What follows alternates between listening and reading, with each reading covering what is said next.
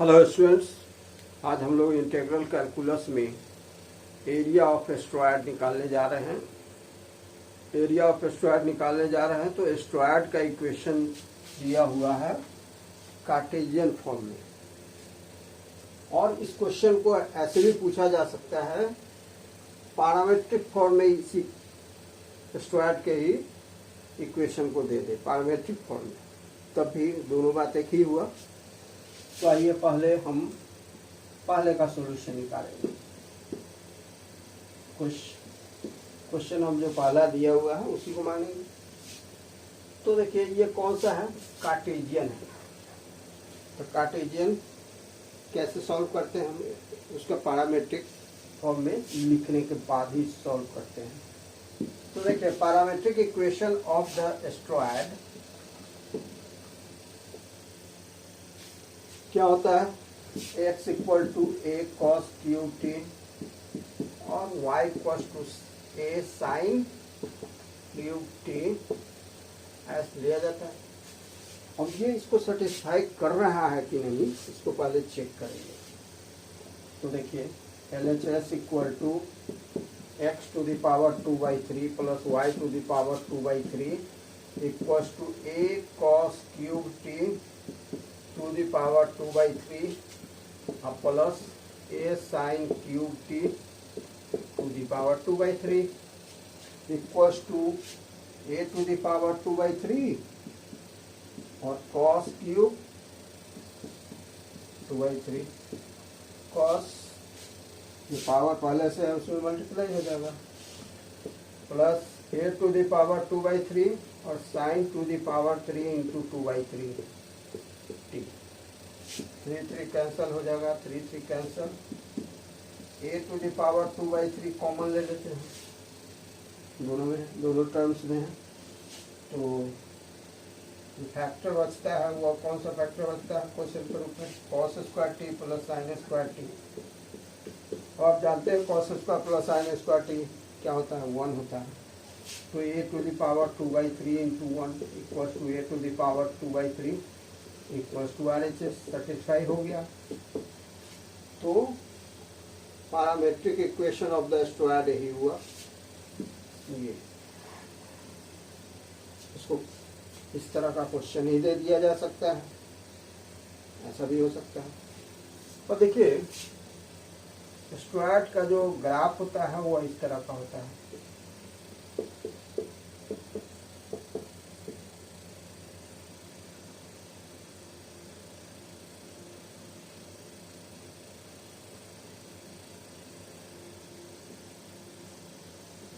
ए नाम दे देते हैं BCD।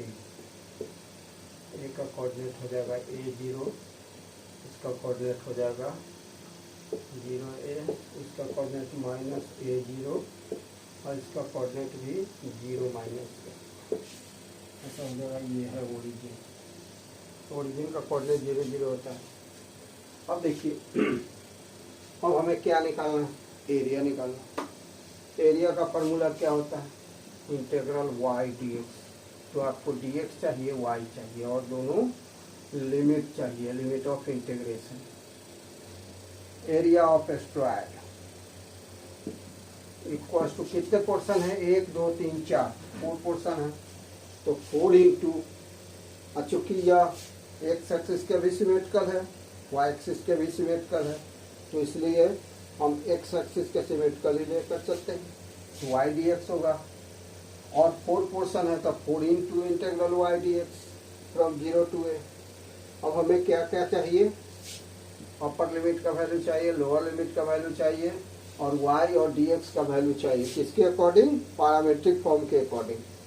तो देखिए x equal to a cos cube t, तो इसको डिफ्रेंशिएट करेंगे तो हमें क्या मिलेगा, dx equals to 3a cos square t, और कॉस टी का माइनस साइन टी होगा।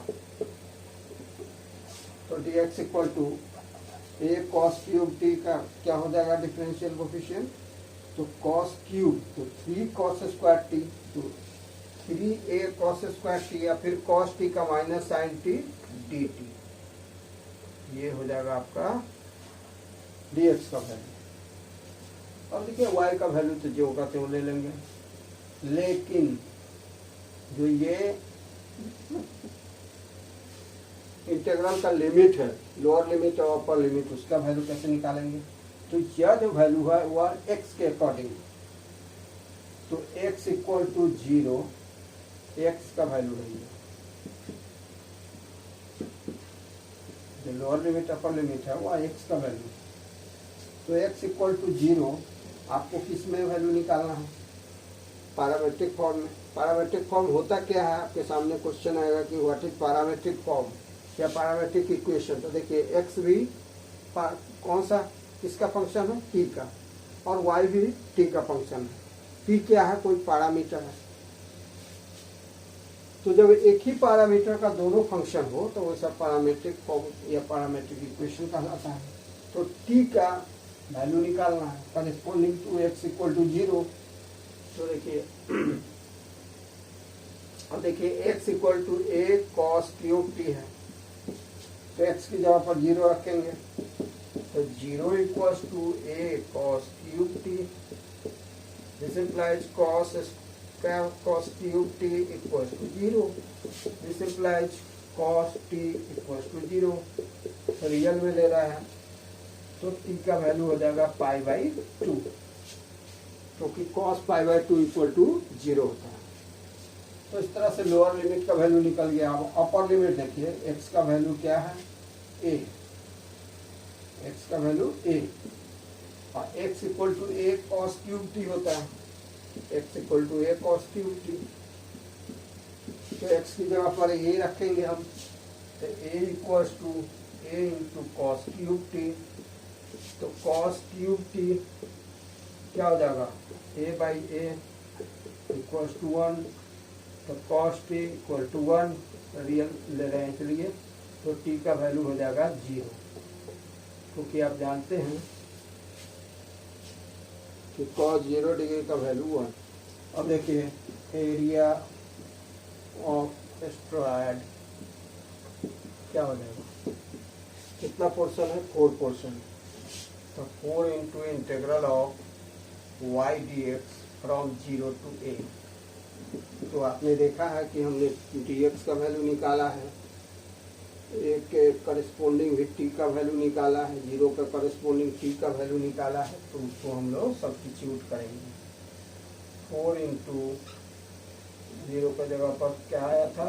π/2, a की जगह पर आया था 0, y की जगह पर a sine cube t, dx की जगह पर क्या हो जाएगा? तो -3a cos square t into sine t dt, यही होगा। मिला लें इसको, ये dx का वैल्यू हम निकाल चुके हैं, ये y का वैल्यू हुआ, ये x का करस्पॉन्डिंग वैल्यू 0 है, तो t के करस्पॉन्डिंग क्या होगा? π/2। x के करस्पॉन्डिंग अपर लिमिट a है, तो t के करस्पॉन्डिंग अपर लिमिट क्या होगा? 0। तो देखिए इक्वल्स टू, ये माइनस साइन आगे आ जाएगा, -4 into 3 into a square into integral of sine cube t, और यह साइन t है तो क्या हो जाएगा? Sign to the power 4t into cos square t dt, और लिमिट π/2 टू 0 रहेगा। लेकिन लिमिट को चेंज करेंगे तो माइनस खत्म हो जाएगा, लिमिट को चेंज करने पर माइनस आ जाता है, माइनस माइनस प्लस हो जाएगा। तो देखिए कितना हो जाएगा? 12a square into integral of sine to the power 4t into cos square t dt from 0 to π/2, ऐसा हो जाएगा। This implies area of the asteroid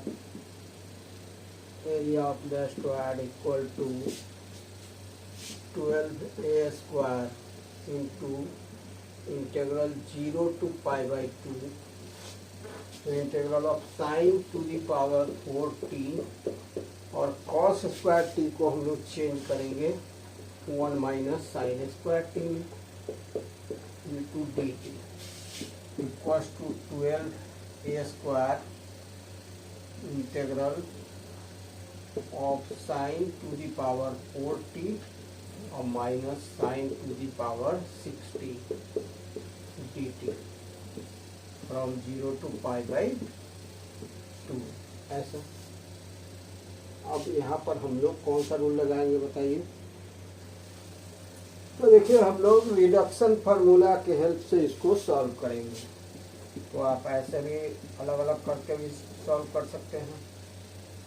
sign to the power 4t dt ऐसे कर देंगे minus integral sign to the power 6t dt अलग अलग भी लिख सकते हैं 0 टू पाई बाई 2 ऐसे लिख सकते हैं। This implies area of astroid equals to 12a square और इसका इंटीग्रल क्या हो जाएगा।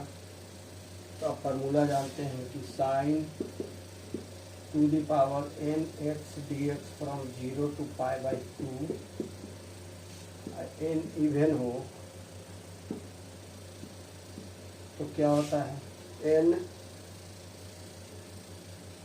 Minus 1 by n minus 3 by n minus 2 n minus 5 by n minus 4 dot dot और यहाँ पर पाई बाई 2 आएगा, इसमें पाई बाई 2 आएगा इवेंट आने का।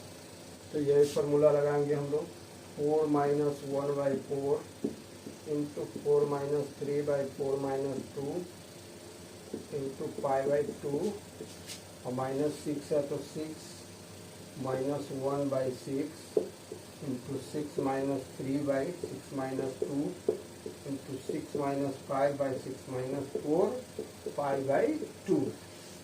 ये रिडक्शन फार्मूला है, ये reduction formula.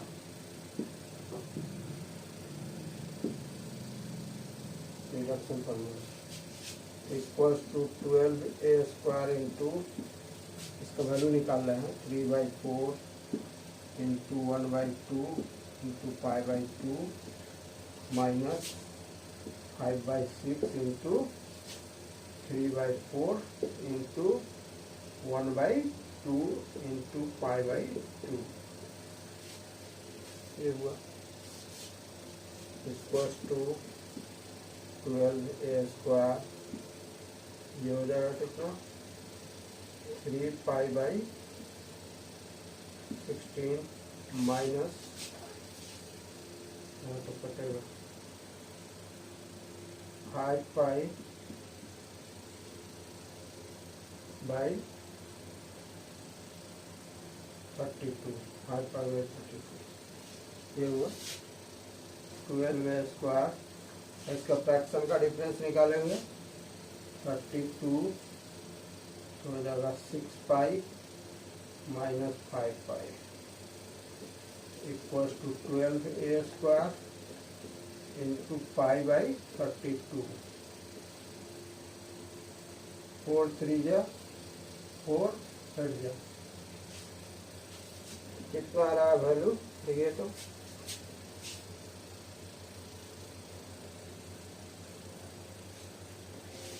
3 pi by 8 a square.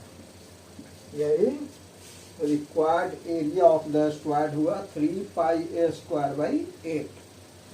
Thanks for watching.